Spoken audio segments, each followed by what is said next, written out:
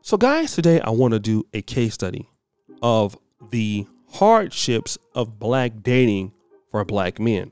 Now, I do want to say this. If you are a black man and you are more affluent, obviously dating becomes a little easier because then you can be in different societies.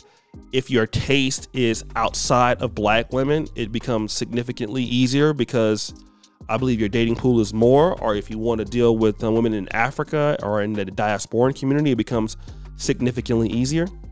But what if you're the black man looking in black America for the average black woman that has no kids? How easy is it for you to date? And I'm here to say that I confer that it is absolutely impossible for most black men who are of average earning potential to comfortably date in black America. Now, I want to talk about this because I want to use two different case studies from Kendra G. Kendra G has a popular online dating platform that is a stream, and I want to give two cases of men complaining about the women that are coming towards them after the show. Kendra? Hello?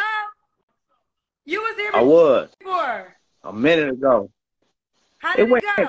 It went terrible, Kendra. It went terrible. Listen. Tell me what everybody happened. that reached. Okay, first you gotta look at us. Okay, Keep the phone I got right. you. All right, keep the phone right. You got me? We can't see your face. Got me? Now Okay, everywhere, now everybody that was inboxing me or whatever, they weren't right. They had kids. They weren't that attractive. You know, something I wasn't used to. So it was like, now I was meeting people because I'm out. I'm in the streets, Kendra. When I say I'm in the streets, like I be going out to places. I be meeting some people. They be like, I remember you was on the Kendra G show. I'm like, for real? But that's as far as it go. Like, ain't nobody asking me out. They ain't asking me for no drink or shit. Like, nothing. Well, are they supposed to ask you out? You the man. I mean, but if they recognize me, they not saying like, damn, I remember you from the Kendra G. You found somebody yet? Like, I'll take it from there, shit. So that is the first complaint. I also want to let you listen to this other brother in Indianapolis who said the same thing. Liz. Dr. Mike, are you here looking for a woman? Yeah. Okay, let's get into it. Where are you calling us from? Indianapolis. That's the second time I'm calling actually on the show. Or you've been here before? Mm-hmm. Okay. So what happened? What's your update? What's the feedback?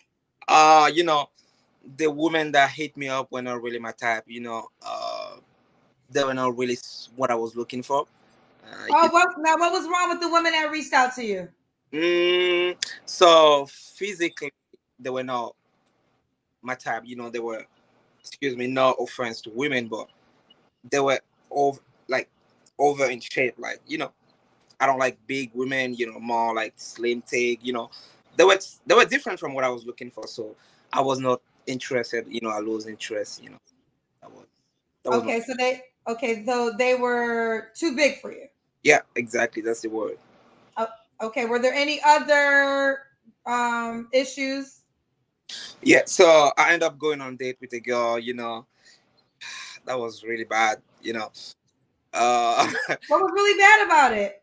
Okay, so after the date, I have to pay for her gas. You know, she didn't have gas in her car and stuff. That was weird for me. You know, I lose interest. That was really. I did not like it. You know. I did not like it. That was, it's not just for me, you know. Just not for you because she didn't have gas in her car. Okay. You know, okay.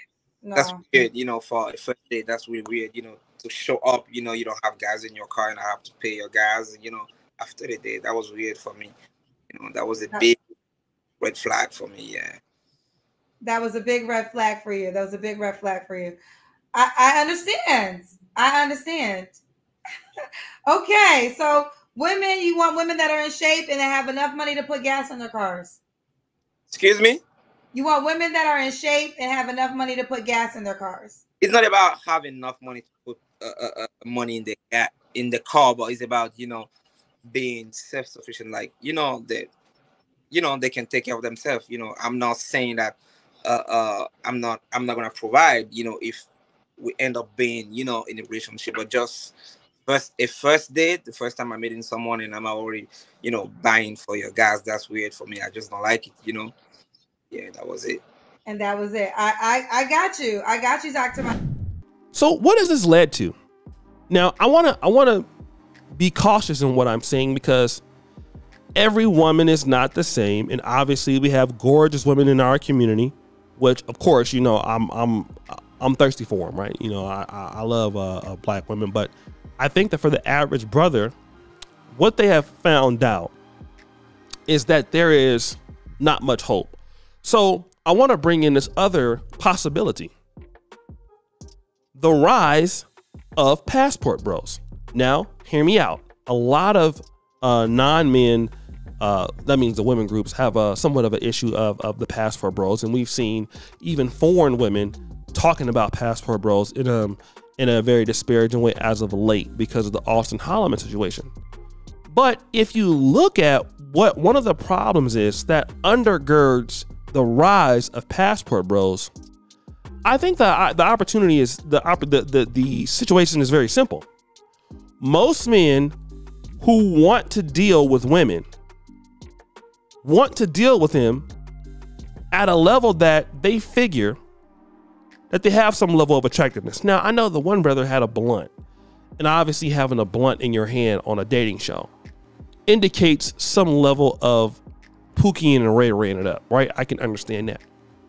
But at the core of his argument is something that many of us as black men worry about, which is that most black women in America, number one, have kids and see no problem with them as having kids, and they don't see that a black man should have any problem with having kids. In fact, you know, in my younger years, I used to be proud to get with a woman that had kids, because that gave me an opportunity to prove myself that, you know what, hey, I'm a good guy. You know, I should be able to see her children and provide for her children, right? So if I can pass that test with her and I get to meet them, that means that I'm a good man.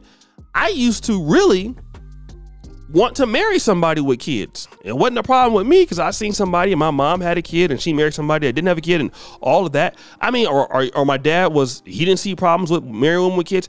So I thought, oh, okay, this is how it works. Until you find out, like, there's a lot of issues with baby daddies. There's a lot of issues with bad habits. People taking you for granted because they've never had to be in a serious relationship. So a lot of these guys are getting ladies hitting them up that they feel are not as attractive. So then what do? You start to look to other options. What is overseas? And then when you start to deal in places like, let's say if you want to stay in the African world, go to Ghana. I mean, I've been hearing the rise of the passport bros is pretty big now. Not as much, but it's growing in West Africa. And in West Africa, what you're going to be able to get is a lot of single and eligible women, just like you're going to be able to get in Dominican Republic. Now, some people are going to be able to say, well, she just using you for your money. That could be very well true. But don't all women want you for your money to a certain degree? She may love you, but hey, women expect you to pay the bills, right? So these guys who are not the top earners in the States, and we can say, well, okay, well, you need to be the top earner in the States to get a good woman. Then we can say every woman in the States needs to be, you know, very physically fit and look like Beyonce. And if you say that, then you're body shaming somebody, right? So then are we economically, or are we economic shaming at the same time? So the guys who have the money to do something, they're going to just, you know, if they can't get what they want, they're going to either sit on the bench or they're going to go and do what we now know as the Passport Bros, which is very similar. So I think that's the real reason guys are going to Kendra G's show looking for an opportunity to deal with black women outside of their cities and finding out that the ladies that are hitting me up, I don't feel these women are good quality. That's what they're saying, not me. But guys, what do you think? It's your boy, O'Shea Duke Jackson, back at it again with another episode of The Celebrity Junk. I appreciate you for all that you do. Subscribe, hit the bell. We're out.